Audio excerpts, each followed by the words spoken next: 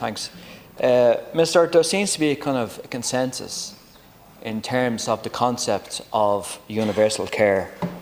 And you can call it all you want. As you know, we're in this debate, we're calling it universal health care, slánta care in Gaeilge, and a national health service. And I think we all try to strive for that system. And that system has proven to have better outcomes for everybody. Regardless if you're on social welfare or you're a millionaire, you should have access to health care. And that should be universal. And where we've seen universal health care, the outcomes are much, much better than healthcare systems where there's inequalities, where it's actually based on what you actually have in your pocket rather than anything else. And even the United States, well, the United States, you would have thinking the United States would probably have one of the best healthcare systems in the world. In fact, out of an industrialised world, it has one of the poorest in terms of the outcomes for its population, because of the gross inequalities in terms of that health service. And Minister, I want to say from the outset, once you get into the health system in this country, it is brilliant, right? The people that you meet, the nurses, the doctors, the care assistants, are fantastic. They're highly motivated, well trained, and the vast majority of people are going to be looked after extremely well. And that's really good, right? Obviously, there's a huge amount of money spent on the health system in this country, but that's the good part, right? That is and I think that, I say there would be consensus on that. There's obviously serious kind of inequalities in terms of health. You have a system where 50% of people still rely on private health insurance. And then you have the system where there is bottlenecks in terms of the departments around the state.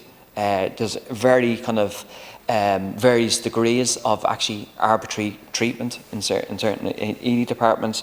And in terms of waiting lists in relation to surgical procedures, assessments and so forth, there is a huge waiting list. And I understand that slánta care is trying to address them issues, but these are long-standing kind of inequalities in our healthcare system. And in the 1980s, we had actually more hospital beds in our public health system than we have now, which is quite extraordinary. There's been huge cutbacks in terms of a health service, and that's not a good thing. Because I think, Minister, once people get timely intervention and treatment, the outcomes for them is very, very good. But once you don't get treatment and timely intervention, then the outcomes can be kind of very detrimental to one's health. There's another aspect of our health system is in relation to outsourcing, in relation to agency staff that's being used in the public health system. Huge amounts of money that go to the private system rather than the public system. And that still exists. I mean, there's obviously people that are in this country which are, I would term, Irish oligarchs that make huge amount of money from private healthcare. Now, I absolutely object to that, where individuals make enormous amount of money in terms of private healthcare, and that's not a good thing. In terms of, and I know that I brought this up, Minister, and I know Roisin Shortall brought this up, there is a chronic shortage of public health nurses, in particular CHO areas. And in CHO 7, in certain areas, there's no public health nurses at all. Now, one would think, why would there not be any public health nurses? Because obviously this is the front line of healthcare settings in terms of young children, in terms of elderly people. But there's a knock-on effect where, public health nurses, they obviously can't rent in a particular area, and that is having a huge effect in terms of recruiting staff.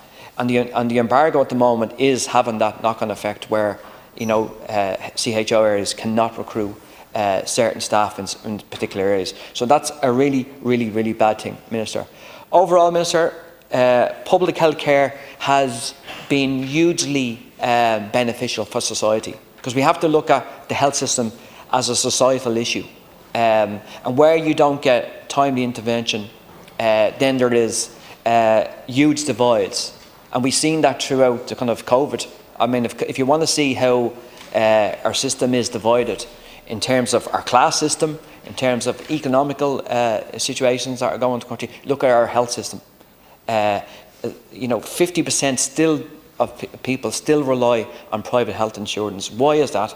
I'm sure the majority of them people would actually want to rely on our public health system, but they feel, and the correct or whatever you want, how you want to kind of calculate it, but they would feel that they can get timely intervention before the public health system, and that system, Minister, is fundamentally wrong. Thank you.